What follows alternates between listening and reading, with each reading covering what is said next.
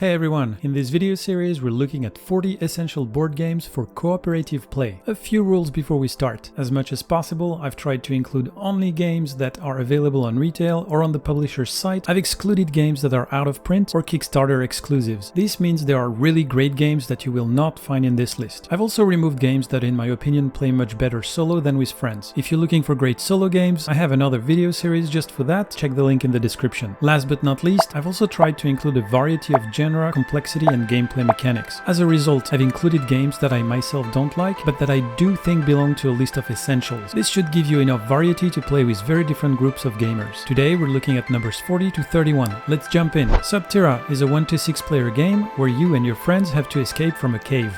Each turn is spent revealing the cave around you and survive some of its many dangers, including floods, cave-ins and gas leaks. The game is thematic and exciting. For more spelunking, have a look at Subterra's expansions, Subterra 2 or The Cave. Sentinels of the Multiverse is my number 39. Okay, I know some of you are gonna scream that this one is so far in my ranking, but hear me out, 40 games is not a lot, so all the games in this list are good. This is a game where you choose your heroes and collectively fight against a supervillain.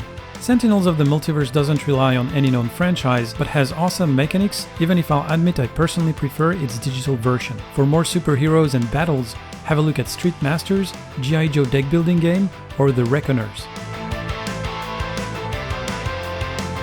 Minara is a unique game of stacking and balancing columns as you are building a temple.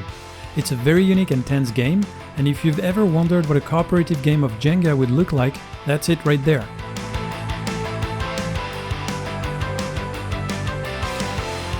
You might also like Minara's expansions, Switch and Signal, which is a cooperative game of building train routes, or Men at Work for more dexterity, but that one is not cooperative. Burgle Bros is a game where you are a team of robbers trying to pull a heist. The game is very thematic, with each character being a trope of heist movies, and obstacles such as patrolling guards, alarms, or safes to open. People who like Burgle Bros tend to recommend The Search for Planet X, and also of course Burgle Bros 2.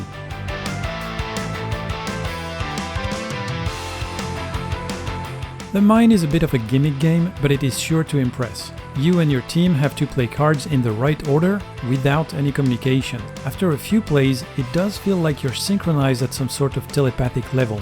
There aren't any games really like The Mind out there, but you might want to try Detective Club or Magic Maze for more lightweight cooperative fun. 5 Minute Dungeon is a fast-paced game where you play as heroes who have to defeat a bunch of random monsters and their boss in a limited time.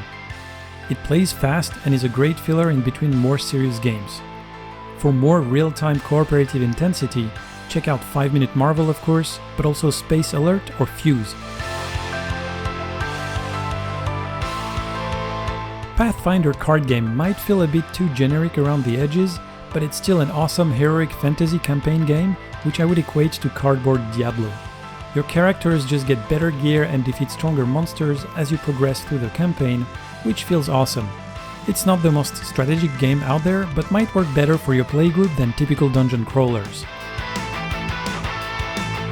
Alternatively, you can choose from other games in the Pathfinder series, or have a look at Legends of Endor or Shadows over Camelot for more heroic fantasy co-op. Eldritch Horror is a Lovecraftian cooperative game where you have to fight evil around the globe. The game is fairly difficult and game sessions can last several hours. Reserve it for advanced game groups with a lot of time. There are lots of other great Lovecraft-based cooperative games that you might want to check, including Death May Die, Mansions of Madness, or Elder Sign.